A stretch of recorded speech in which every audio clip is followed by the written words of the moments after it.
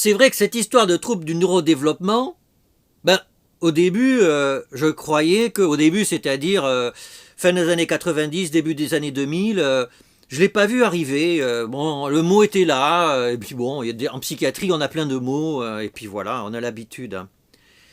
Et puis c'est vrai, un jour, je me suis réveillé, et en fait, le mot neurodéveloppement était partout. Et je me suis dit, tiens, il s'est passé quelque chose. Bon. Alors, d'abord, ce mot me plaît pas, mais alors ça me regarde. Mais c'est la vie, ça me plaît pas, parce que si c'est des troubles du neurodéveloppement, ben pourquoi ça serait les psychiatres qui s'en occupent? Si c'est du neurodéveloppement, ben c'est des maladies pour les neurologues.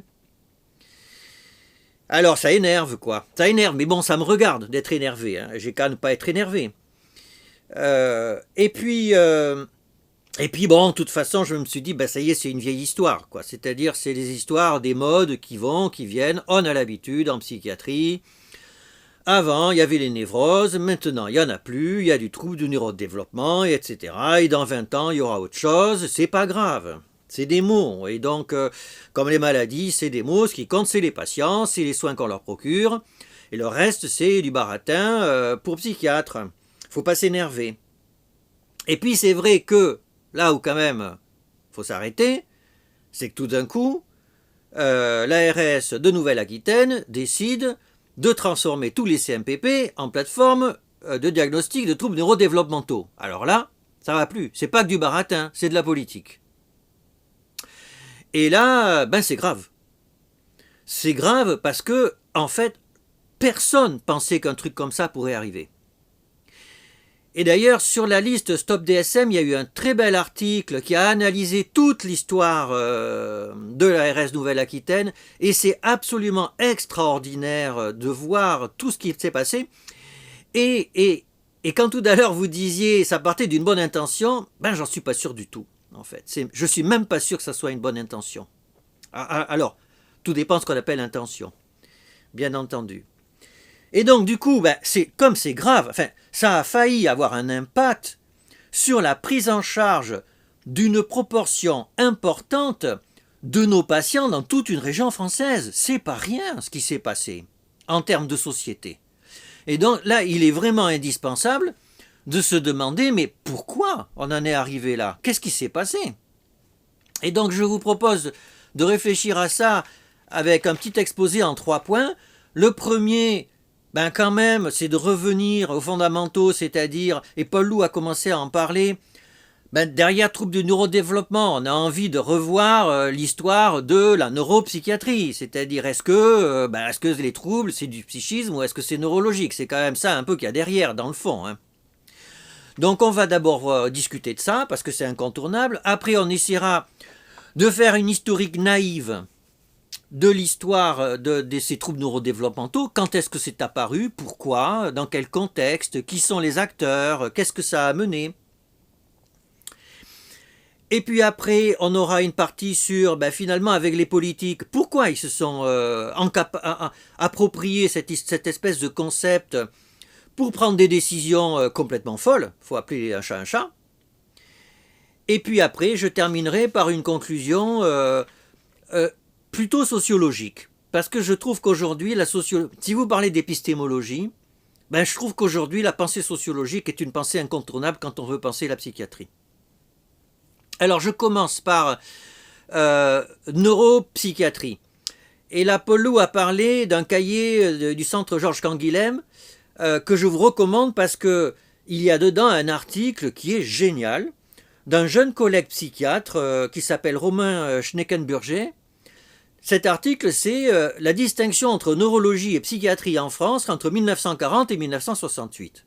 Eh bien, ce papier, il vaut un papier de Nature. Voilà.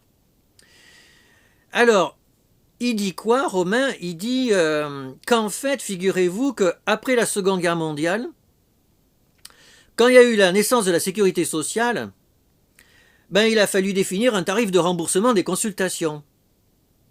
Le C, vous savez qu'on cote, et vous savez qu'il y a un C-psy, bien sûr, une consultation de psychiatrie, c'est pas payé pareil, une consultation de cardiologue, heureusement. D'ailleurs, entre nous, on milite pour qu'il y ait un C-pédopsie, parce que dans les autres pays, les pédopsies font payer plus cher que les psy adultes, pas en France. Ça explique peut-être aussi pourquoi il y a une désaffection du métier. Bref, c'est autre chose. Mais enfin, non, c'est vraiment dedans. Du coup, on s'est posé la question, est-ce qu'il faut faire un C-psy et un C-neuro ou un C-neuropsy? Vous voyez, c'est très intéressant de voir comment des questions alors épistémiques ou épistémologiques, des points épistémiques ou épistémologiques, naissent de situations pratiques complètement triviales au niveau du remboursement. Et alors là, il y a des gens, là il a été décidé non, qu'il n'y aurait pas de psychiatrie à différencier de la neurologie, et ce pour 3 arguments qui sont assez spectaculaires. Le premier, c'est que si c'est neuropsychiatrie, alors les collègues auront plus de patientèle. Deuxième argument, si un patient va voir un neuropsychiatre, au moins il peut dire qu'il va voir un neurologue. Il peut ne pas dire qu'il va voir un psychiatre. Et du coup, c'est susceptible de déstigmatiser. Et puis le troisième point qui est vraiment bluffant, c'est que les collègues se sont dit « Ah non, faut pas qu'il y ait une psychiatrie à part, sinon ça va faire comme aux États-Unis où tous les psychiatres sont psychanalystes. » Et oui, parce qu'il y a eu une époque où la psychiatrie française était beaucoup plus neurologique que la psychiatrie nord-américaine. Et d'ailleurs, ça serait une autre histoire de se demander pourquoi ça a changé. Donc déjà, on a post-Seconde Guerre mondiale, sécurité sociale, on voit que la question se pose. Et puis, 20-25 ans plus tard, et ce qui n'est pas très long d'ailleurs, on arrive en 1966 avec le livre blanc de la psychiatrie, présidé par Henry Hay, et on va retrouver tous les grands noms de la neuropsychiatrie, Delay, Lhermitte, Ajuria-Guérin. Et dans ce livre blanc de la psychiatrie, se pose la question de l'autonomisation de la neurologie et de la psychiatrie. Pourquoi ? Parce qu'ils vivent ensemble et ça pose des problèmes. Ça pose des problèmes au niveau des hôpitaux psychiatriques, au niveau de la non-reconnaissance de certaines pratiques, au niveau d'une hégémonie académique des neurologues. Et puis de fait, ils disent, mais de fait, il y a des services de neuropsychiatrie, mais il y a plein d'endroits où il y a un étage de neurologie, un étage de psychiatrie. Et en fait, ce ne sont pas les mêmes collègues qui s'occupent de ces patients. Donc de fait, il existe quelque chose. Et alors dans ce livre blanc, ils vont essayer de se demander, oui, mais en quoi on est différent ? Ils sont aussi embêtés que nous aujourd'hui. Parce qu'ils vont ressortir l'histoire de lésions. Et c'est Delay dont j'ai repris l'argumentaire que vient de dire Paul Loup. C'est Delay qui dit, mais si c'est fonctionnel lésoniel, ça ne va pas aller, parce qu'un jour on aura des microscopes assez fins et on verra qu'il y a des lésions aussi dans la schizophrénie. Et alors, ce qui est curieux, c'est que donc lésions, fonction, ça ne marche pas. Alors il y a des collègues qui disent la psychiatrie c'est le comportement. Incroyable, la psychiatrie c'est les problèmes de comportement. Alors il y en a qui disent la psychiatrie c'est la psychothérapie. Voilà, les neurologues font pas de psychothérapie, les psychiatres font des psychothérapies. Ce qui entre nous est une question pas évidente. Moi je suis plutôt porté à dire non. Que le psychiatre soit formé à la psychothérapie c'est très bien, mais qu'il soit psychothérapeute ça me dérange un peu. On pourra y revenir dessus. Et puis il y en a d'autres, alors André Green que je n'ai pas cité, qui dit mais non mais en fait la neuropsychiatrie ça existe mais chez les chercheurs. Ça n'existe pas dans le soin. Je trouve que ce qu'André Green a dit là est quelque chose de complètement visionnaire. Complètement. Et donc en tout cas, alors, première surprise, avant 68, les collègues, ils en sont à peu près au même stade que nous aujourd'hui. On n'a pas bougé, ils se posent les mêmes questions, ils ont les mêmes réponses. Deuxième point, il n'y a pas de sujet pensant. C'est extraordinaire. Étymologiquement, la psychiatrie, c'est traiter les maladies de l'âme. Il n'y a nulle part, dans l'article de Romain, la mention que, en fait, le sujet, c'est ce que disait Paul Loup tout à l'heure, le sujet psychiatrique est en souffrance en tant que sujet pensant, c'est-à-dire dans son intériorité. Et depuis l'article que Paul Loup a cité, depuis cet article, j'ai quand même eu l'immense plaisir de lire, et bonheur de lire les travaux de Philippe Descola sur Par-delà nature et culture, où il dit que dans toutes les cultures du monde, les humains disent qu'ils ont une intériorité et une physicalité. Et que la psychiatrie, bien sûr, s'occupe du sujet souffrant dans son intériorité. Ce qui est fou, c'est que c'est une évidence et qu'on n'arrive pas à le dire aujourd'hui comme dans les années 66-68. Ben alors ce qui s'est passé, c'est mai 68. Alors c'est Edgar Faure qui décide du clivage entre la psychiatrie et la neurologie, et la légende dit que, en fait, ça serait la fille d'Edgar Faure, qui était psychanalyste, qui l'aurait poussé à le faire. Alors le papier, donc ce papier génial de Romain s'arrête en 68. Alors qu'est-ce qui s'est passé après? Alors après, moi je vais essayer de vous proposer des pistes de ce qui s'est passé après, mais je ne suis pas historien, je n'ai pas du tout fait le même travail. Je pense quand même qu'après 68, il y a un événement marquant qui est le DSM-3. Et donc on a en fait une espèce de neutralisation du débat. Parce que on s'en fiche, d'ailleurs au passage, vous savez qu'il y a pas mal de pathologies neurologiques dans le DSM, notamment il y a les démences dans le DSM. Et en fait, ce n'est pas un problème parce que le DSM neutralise, parce que le DSM, il présente des tableaux cliniques.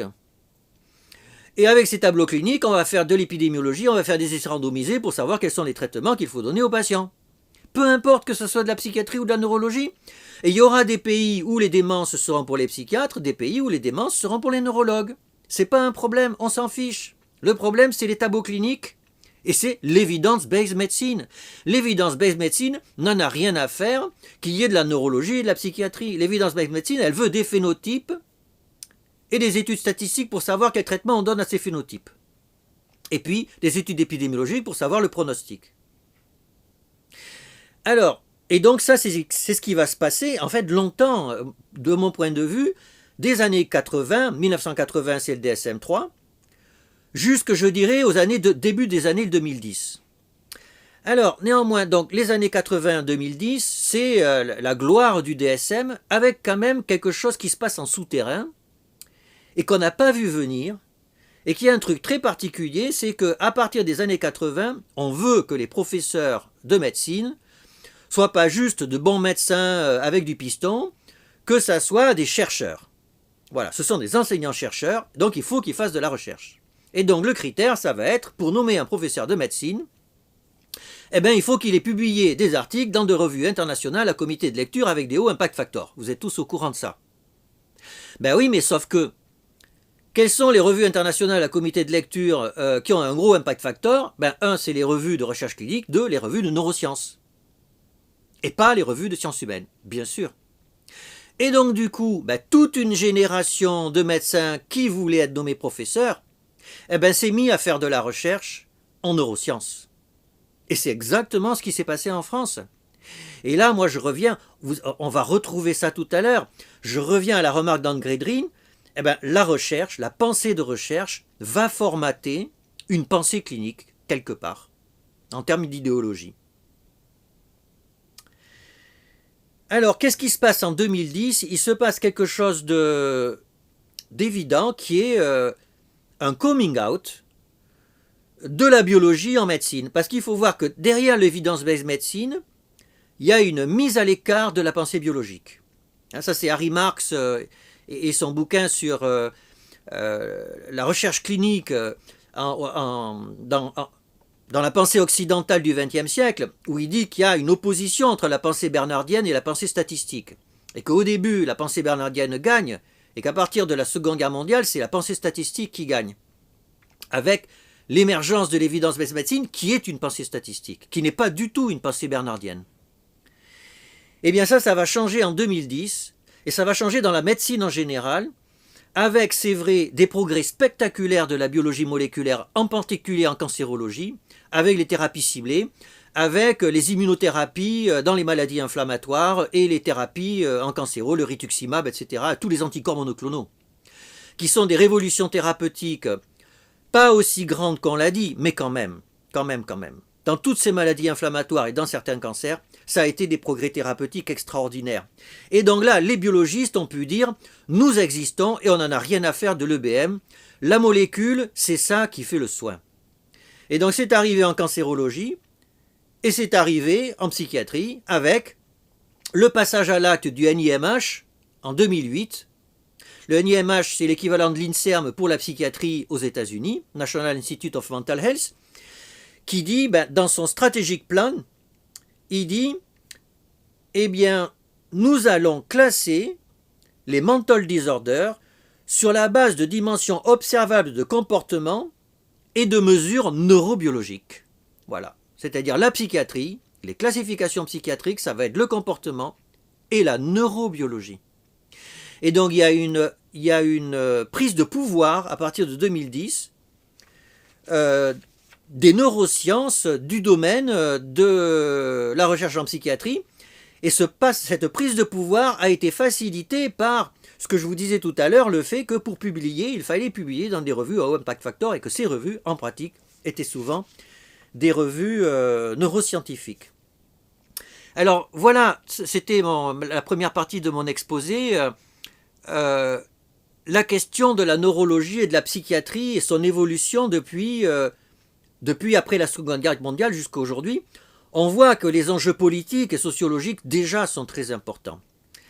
Alors vous me direz, c'est vrai, c'est un peu la malédiction de la psychiatrie, c'est une discipline sans organes, puisque c'est la discipline de l'intériorité, et donc du coup, comme nos spécialités médicales sont comme des spécialités d'organes, et ça c'est le tribut à payer à Claude Bernard, eh bien on est mal à l'aise.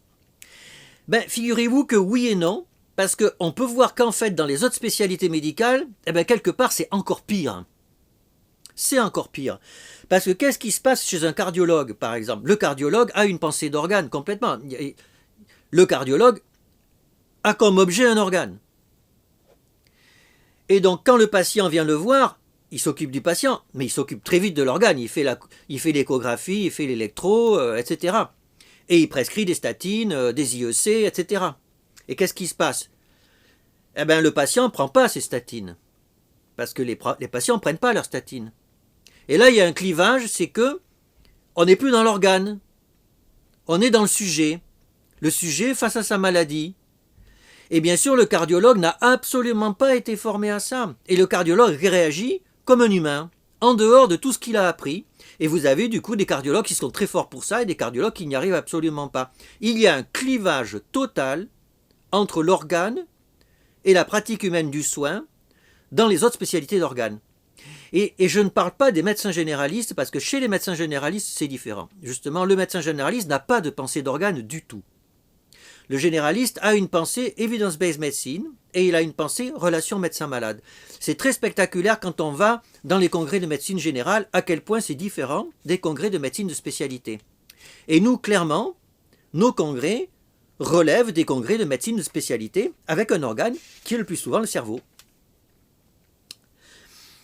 Alors, donc, à ce stade, on voit que, eh bien oui, effectivement, la psychiatrie a du mal à trouver sa place et que c'est historique. Voilà. Alors, on y reviendra un peu après, mais là, on arrive sur la deuxième partie, les troubles du neurodéveloppement. Alors, c'est arrivé quand? Alors, j'ai fait une petite revue de la littérature.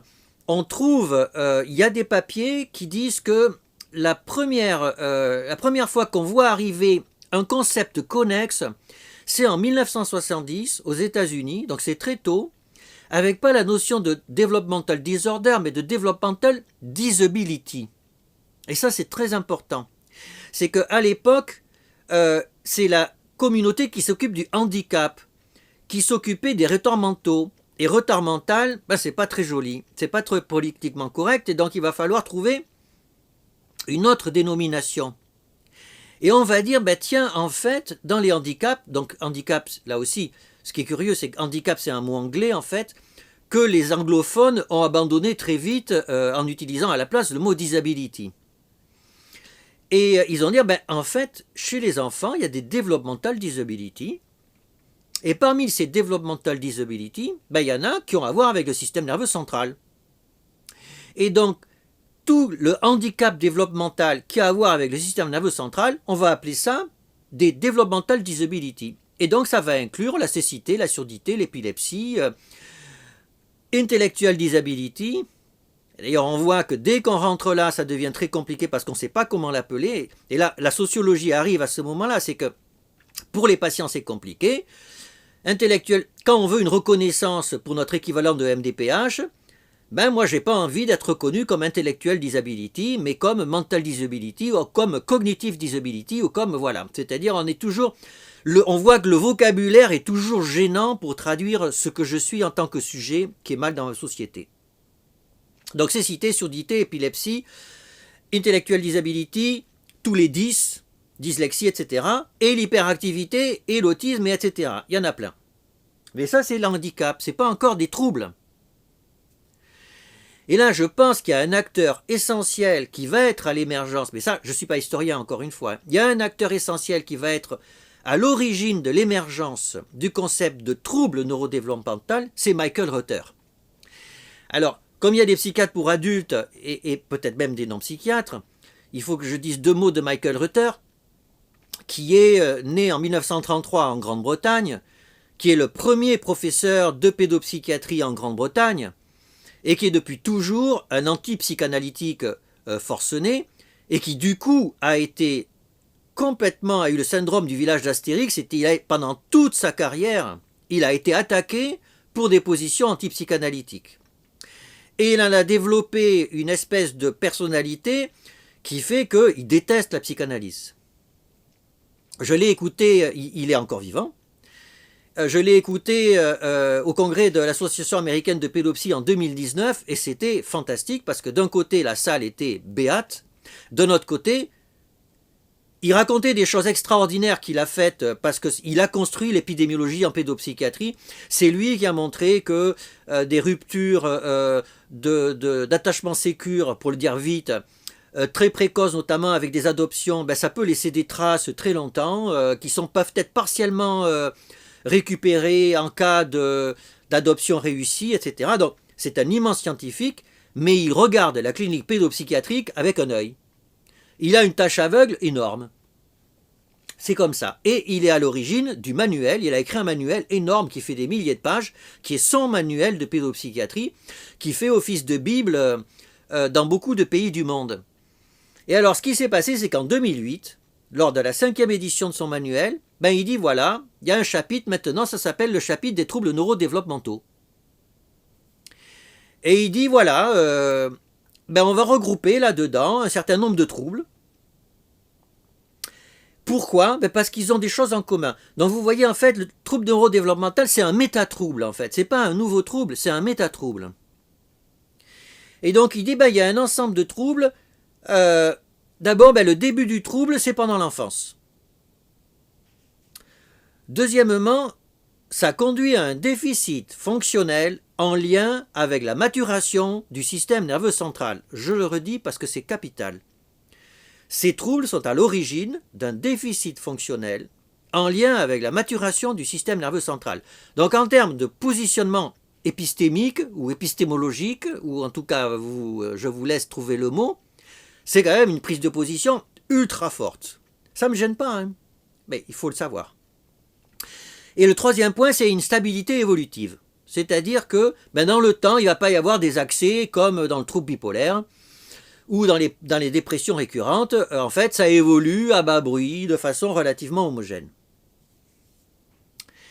Et puis ce qui se passe 5 années après, le DSM-5 achète les troubles neurodéveloppementaux. Mais alors, ce qui est curieux, c'est qu'en 2016, Reuter écrit un papier dans le Lancet Psychiatrie. Le Lancet Psychiatrie est peut-être aujourd'hui la revue de référence en psychiatrie, avec le JAMA Psychiatrie. Et donc, il écrit un papier, quand même, c'est un papier d'une typologie particulière, c'est un personal view. Donc, on le laisse écrire un point de vue personnel, dans une revue qui est une revue colossalement importante. Et alors, c'est très intéressant de lire ce papier, parce qu'en fait, il est très embêté. Il est très embêté parce qu'il se rend compte que son concept a un succès extraordinaire qu'il dépasse. Et il dit, attention, stop. On est en train de dire que les troubles du neurodéveloppement, c'est la schizophrénie, les infirmités motrices cérébrales, les maladies génétiques rares, etc. Non. Les troubles du neurodéveloppement, c'est pas tout. Donc vous voyez, c'est là aussi qu'on voit qu'il y a un phénomène sociologique qui se passe. Le concept, la communauté des collègues s'est approprié le concept qui a dépassé ce qu'en pensait celui qui l'a créé. En tout cas, c'est comme ça que je le vois. Alors il dit, ah oui, mais quand même, c'est plus précis que ça. un trouble neurodéveloppemental, il faut qu'il y ait des étiologies multiples, alors que vous voyez, alors qu'avant, dans son papier Princeps, il met c'est un déficit fonctionnel en lien avec une maturation du système nerveux central. Et puis il dit, ah oui, mais alors aussi, c'est vrai qu'il y a des collègues qui disent, alors il n'y a plus la peine de différencier l'autisme et l'hyperactivité. Il y a des collègues qui disent ça, en fait, c'est une seule maladie, c'est un continuum bizarre. Et en fait, tous les troubles du neurodéveloppement, c'est une maladie. Ça ne sert plus à rien de faire des étiquettes. Il dit, non, on ne peut pas dire ça, on ne peut pas dire ça. Donc on voit son papier, historiquement, 2016, c'est quand même pas vieux, hein. On voit que c'est un papier de malaise de celui qui a généré enfin, de mon point de vue, hein, ou en tout cas qui est un porteur important du concept de trouble neurodéveloppemental. Donc il est gêné. Alors, là j'en arrive maintenant à mon expérience à moi de ça. C'est-à-dire, effectivement, dans les congrès, comme je vous le disais, tout le monde parle de trouble neurodéveloppemental. Et alors je leur dis, mais quand même c'est fou, vous parlez de ça, mais si vous dites ça, vous coulez votre barque, les neurologues ils vont vous piquer vos patients. Et ah oui, non mais Bruno, tu comprends, c'est mieux. Et alors je me suis rendu compte qu'en fait, quand on prononce le mot trouble du neurodéveloppemental, eh ben le pédopsychiatre il a l'impression d'être une grande personne. Il a dit un mot qui voulait dire quelque chose. Si vous voulez, prenez l'hyperactivité. Vous dites, les enfants, ils ont un trouble, ça s'appelle l'hyperactivité. Bon, ça fait un peu ringard quand même. Hein. Hyperactif, c'est pas un trouble. Hein. Enfin, si les enfants bougent beaucoup, c'est pas un trouble. C'est juste qu'ils bougent beaucoup. Alors après, on a dit, c'est l'ADHD. Ah, c'est vrai que ça marche mieux. Quel est le diagnostic? C'est l'ADHD. Ah, c'est classe. C'est un signifiant. Ah bon, mais c'est quoi l'ADHD Voilà, bon, vous voyez, on s'est dégagé un peu, on dit plus hyperactivité, on dit ADHD. Mais ADHD, ça veut rien dire, et puis ça veut quand même dire hyperactif. Mais là, aujourd'hui, maintenant, on dit il a un trouble du neurodéveloppement. Ah ben voilà, c'est bien mieux. Avec ça, on rejoint la communauté des savants. On rejoint la communauté des gens qui font vraiment de la médecine. Parce que c'est vrai que dans la plupart des pays du monde, les pédopsychiatres ont à lutter contre l'image qu'on leur colle de travailleur social. Hein. C'est-à-dire qu'on est à l'opposé de l'immunologiste. Parce que effectivement, nos patients, ils sont dans une famille, dans une école, dans une société, et effectivement, la société joue beaucoup en pédopsychiatrie. Voilà, c'est juste la réalité. Mais le problème, c'est que, comme on est à l'opposé de la rebiologisation de la médecine depuis 2010, c'est un drame pour les pédopsychiatres, parce qu'on est effectivement, notre terrain de travail, il est à l'opposé de cette pensée biologique. Et donc on est très mal à l'aise quand on veut demander des budgets, quand on veut écrire des papiers, parce qu'effectivement, notre épistémologie n'est pas tellement compatible avec l'air du temps. Et alors en plus c'est très drôle parce que il y a des choses systémiques qui se passent. C'est que, alors vous avez les jeunes collègues qui se sont formés pour devenir professeurs, ils se sont formés aux neurosciences. Donc eux, ils sont complètement dans le bain du trouble neurodéveloppemental parce que ils ont fait de la recherche là-dedans. Et encore une fois, comme le disait Green, la pensée de recherche, elle fait le lit de la pensée clinique. C'est normal, vous n'avez pas deux pensées. Ou alors vous êtes encore clivé.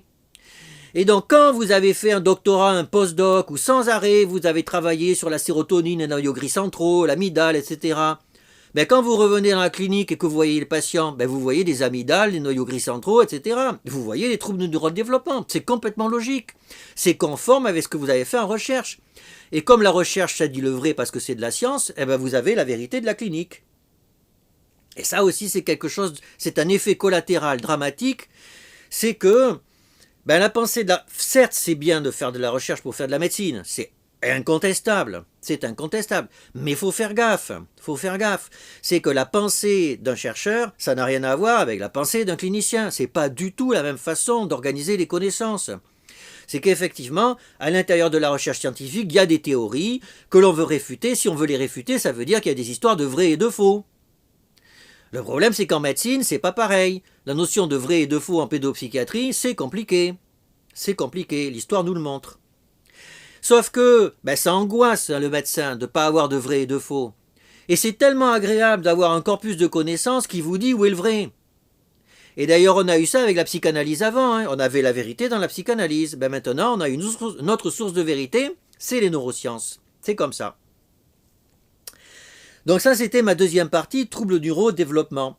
Donc on voit là aussi comment, en fait, l'histoire, la sociologie de notre microcosme médical et pédopsychiatrique explique, en fait, de mon point de vue, l'éclosion de ce concept. Alors vous me direz, bon ben voilà, mais de toute façon, voilà, ben, c'est comme il y avait la psychanalyse avant, et en fait c'est pareil, il y a les neurosciences maintenant, et puis ça va changer, et puis de toute façon, comme on le sait en épistémologie, il y a des paradigmes, ça fait avancer, même si c'est des rails pour la pensée. En fait, on change de rail au bout de 20 ans, et puis c'est comme ça qu'on avance. Ben oui, mais sauf qu'il y a eu l'ARS Nouvelle-Aquitaine. Alors qu'est-ce qui s'est passé? Alors ce qui s'est passé, là aussi, c'est surdéterminé. C'est que d'abord, il y a un truc très particulier qui s'est passé dans le monde de l'administration et de la politique dans les années 70-80, c'est ce qu'on appelle le New Public Management. Et c'est très drôle, c'est que, en fait, c'est la pensée de l'evidence-based medicine, c'est-à-dire de l'évaluation standardisée avec des études, qui est partie de la médecine et qui est arrivée dans l'administration, avec les evidence-based practice. Et donc, on a, avec la culture du tableau Excel, la culture des résultats, que l'on connaît aujourd'hui dans le monde hospitalier. Ben, ça vient d'une perméabilité de le monde de l'administration au monde de l'évidence-based medicine. Premier point. Donc du coup, ben, les gens qui administrent les ARS, ben, c'est des gens, ils connaissent très bien la pensée EBM et choses prouvées avec des études randomisées. Quelque part, ça leur parle beaucoup parce qu'ils ont été formés à ça en partie. Deuxième point, eh ben, il y a quand même un truc, c'est que pour beaucoup d'êtres humains, qu'ils soient hommes politiques ou pas, la pédopsychiatrie, ça n'existe pas. C'est une supercherie. C'est-à-dire pourquoi? Ben parce que la psychiatrie s'occupe de la folie. Et un enfant ne peut pas être fou. Parce que les enfants, ils croient au Père Noël, et c'est normal de croire au Père Noël, on n'est pas fou. Et donc, en fait, quand les pédopsychiatres, ils disent que les enfants sont fous, ils racontent n'importe quoi, parce que les psychiatres racontent souvent n'importe quoi. C'est de notoriété publique. Donc, en fait, la pédopsychiatrie, c'est une OPA du monde de la médecine et des psys sur le fait que les enfants, parfois, ont des problèmes. Mais en fait, c'est mal. Et donc la pédopsychiatrie, c'est mal par principe. Sauf quand votre propre enfant a un problème. Et ça, c'est quand même quelque chose que l'on observe au quotidien. C'est que vous avez les mêmes personnes qui ont un discours social anti-pédopsychiatrique. Je vous promets que quand leur enfant a un problème psychiatrique, c'est pas un problème neurodéveloppemental. Ils vont pas voir un neurologue. Ils vont voir un pédopsychiatre. Alors, mais ça, on a l'habitude aussi. On peut dire c'est une malédiction. Voilà, on considère que les enfants ne peuvent pas avoir de maladie psychiatrique, même en 2021, voilà, c'est comme même dans des mondes supposés être rationnels. C'est comme ça. Sauf que quand on mélange tout, quand on mélange une pseudo-rationalité liée au New Public Management, ou pour dire qu'un soin est efficace, il faut qu'il y ait une étude randomisée qui soit publiée dans une revue à comité de lecture, sinon on ne peut pas dire que le soin est efficace, parce qu'aujourd'hui on en est là. On en est là. C'est spectaculaire. Hein. Alors c'est marrant parce qu'on en est là, sauf pour les chirurgiens. Parce que les chirurgiens font plein de trucs qui ne sont pas prouvés dans des études randomisées. Mais c'est les chirurgiens. Alors on dit rien. Parce que le jour où on est sous le scalpel ou le bistouri, on l'emmène pas large. Et donc on va pas leur chercher des noises. Et donc voilà, on va dire voilà. Alors c'est pour ça. Il y a une collusion en fait entre l'émergence d'une pensée neuroscientifique très forte pour des raisons historiques, épistémologiques, sociologiques, enfin tout ce que vous voulez. Et puis le fait que l'administration, en fait, elle y a trouvé son beurre.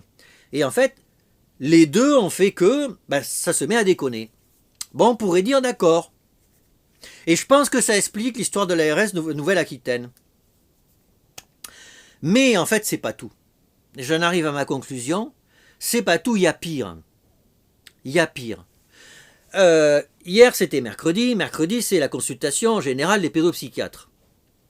J'ai vu des patients. J'ai vu plusieurs patients qui venaient me voir pour une hyperactivité au sens très large, parce que je vois beaucoup de patients qui viennent pour ce phénotype. Alors, j'ai eu une première patiente, la maman arrive, première consultation, voilà, alors la maîtresse me dit, ah mais est-ce que votre fille, est-ce qu'elle serait pas un peu hyperactive? Voilà, et toc toc, elle arrive chez le pédopsie. Alors je fais mon entretien. En fait, pas du tout. Alors oui, elle bouge beaucoup, elle est hyperactive au sens propre du terme, littéral du terme, essentiellement entre 17h et 19h, et un peu à l'école. En fait, ça n'a rien à voir avec que l'on prenne des classifications de tout ce que vous voulez, ça n'a rien à voir avec une ADHD, pour le dire vite. En fait, je pense plutôt qu'elle est, comme on dit, à haut potentiel, même si le mot je l'aime pas, mais enfin, ça permet de parler. Et qu'en fait, du fait qu'elle est super curieuse et qu'elle arrive au cours préparatoire et que tout d'un coup, elle a tout à apprendre, eh ben, elle est submergée par ses apprentissages et ça l'excite considérablement et elle bouge beaucoup, en particulier le soir quand elle rentre chez elle.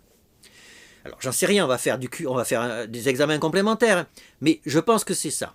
Deuxième cas, j'ai un patient que je suis depuis un certain temps, mais enfin je l'ai déjà vu 3 fois, c'est tout. Pour une hyperactivité, j'ai pris le relais d'un autre collègue qui est parti. Il est sous Ritaline. Et là, je le vois, en fait, il vient de rentrer en 6e dans un collège Montessori. Un collège Montessori très particulier, parce que 6e, 5e, 4e, 3e, ils ont en tout moins de 30 élèves.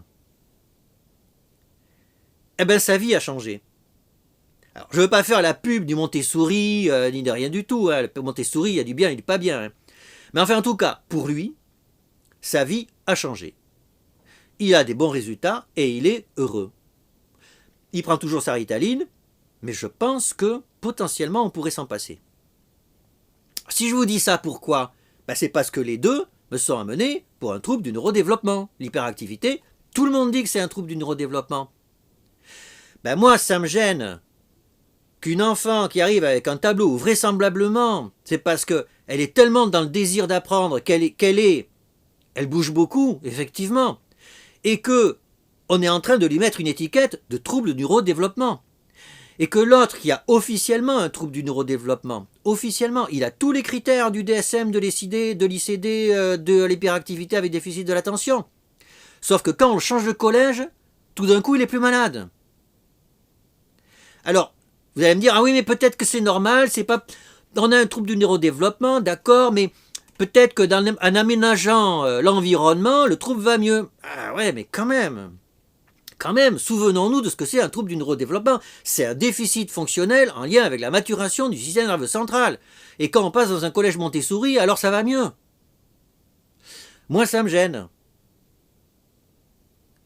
Ça me gêne d'autant plus que, en fait, ce qu'ils ne voient pas, mais c'est que la plupart de mes patients qui ont un trouble du neurodéveloppement, qu'ils soient hyperactifs ou qu'ils soient autistes, certes, le déficit, d'accord.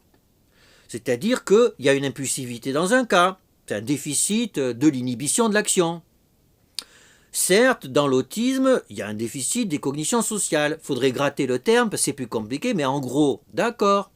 Mais sauf que ce qu'on ne voit pas, c'est que dans l'autisme et dans l'hyperactivité, il y a des choses bien aussi. Les hyperactifs sont créatifs, ils sont marrants. Au début, ils ont plein de copains, et les autistes, vous êtes au courant, il y en a plein qui ont des capacités cognitives extrêmement développées dans certains secteurs. Ça, c'est bien, c'est pas un déficit, ça. Et donc, moi, j'en arrive au bout de ma conclusion. Pour moi, Ruther, il a un problème de cécité sociologique. Il ne voit pas, c'est-à-dire que je pense que lui, effectivement, il est baigné d'une idéologie, et il a le droit. Il s'est construit autour d'une pensée, autour du fait que l'organe cerveau avait un rôle essentiel dans sa façon de voir, de construire les maladies mentales, et pourquoi pas. Et il a le droit d'écrire des livres pour le dire, et pourquoi pas. Alors en plus, il y a des enjeux de pouvoir, il récupère ça pour avoir le plus de pouvoir, mais pourquoi pas? Le pouvoir, après tout, ça fait partie de la vie.